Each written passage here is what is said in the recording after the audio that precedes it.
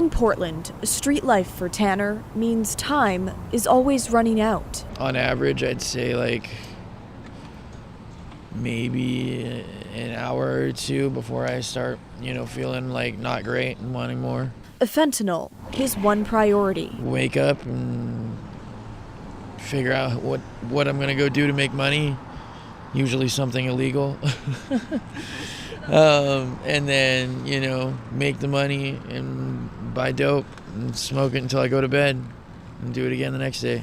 He's addicted to the lifestyle, not just the drug. Most people who struggle with addiction don't actually want to get sober. But for those who do, resources are limited.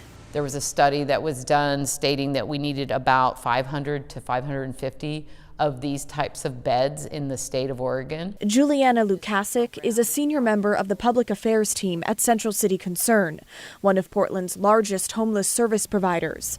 Their latest project, turning this former Central East Side hostel and community space into residential treatment. It's a complex project, so it's a medical facility. It's a residential treatment facility, but it'll have full-time medical staff there. It'll be a stepping stone, she says, after detox and before permanent housing for more than 70 people struggling with addiction. So it's a gap between folks who are in detox and in housing. And so this is that middle ground. Central City Concern spent about $2.5 million in addition to money from Portland, Multnomah County, and the state to buy the property in December 2023.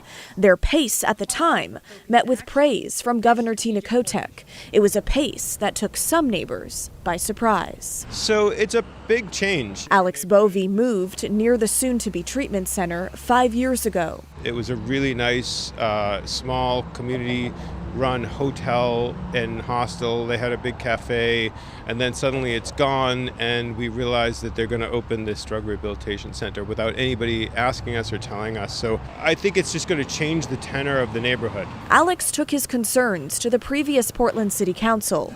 He says nothing changed. Folks who are running the city to not even respond, not tell us about it, not respond to our concerns.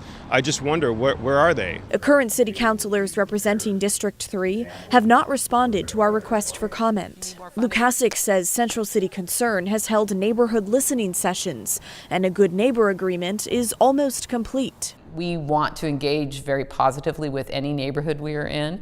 And this particular project landed very quickly on the laps of the Buckman neighborhood and the Kearns neighborhood. Since then, the project has faced several delays, pushing its planned opening from this past November to this coming May. It is going to be a game changer for our community because it's that level of care that fills a gap that currently is for folks that are not ready to get into housing. Once open, there will be 68 full-time employees on site 24 hours a day. And unique to this treatment center, anytime a patient wants to leave, staff will go with them.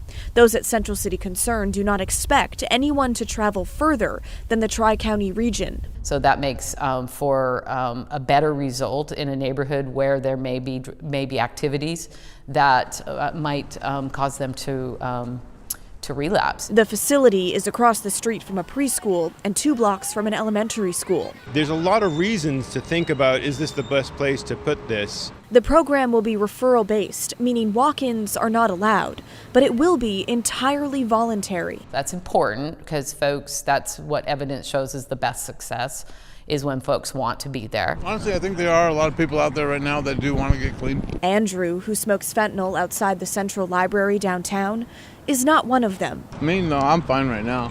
Okay. I think I'm pretty stable. If I wanted to quit, I can quit.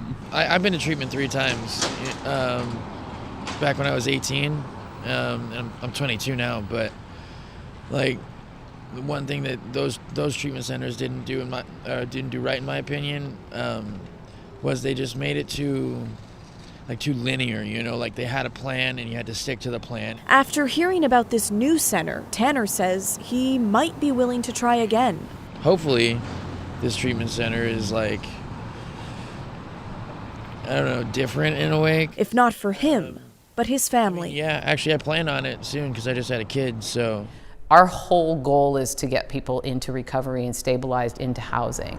So we need the folks there to be successful. And there you just saw the delicate balance of addressing this deadly crisis and the needs of a neighborhood. I also reached out to Oregon State Representative Rob Noce. He represents House District 2, which is inner southeast and inner northeast Portland. He's also the chair of the House Behavioral Health and Healthcare Committee. He tells me he's been involved in this process, especially when it comes to working with the neighborhood. He says he takes the neighbors' concerns seriously, and after meeting with Central City Concern and touring the facility, he is, quote, comfortable with the security measures being put in place, and says this is something our community needs. Now, we know Multnomah County helped to pay for this soon-to-be treatment center, and as we've been reporting for weeks now, the county is facing a massive budget shortfall, specifically in its homeless services department. So I asked Central City Concern, who relies on the county for money, how potential budget cuts could impact them and impact some of the services planned to be offered at this new treatment center. The county is potentially looking to make 25% cuts to homeless services. If, in fact, the number is 25%, that's going to have impact on the services we provide. But we're not yet sure which services that are being scrutinized at this point. So we're just not really prepared to talk about it yet because we just haven't had time to review everything. But 25% is a significant number. A 25% cut in support, funding support, is going to be a significant situation facing not just Central City Concern, but all of the service providers in the city.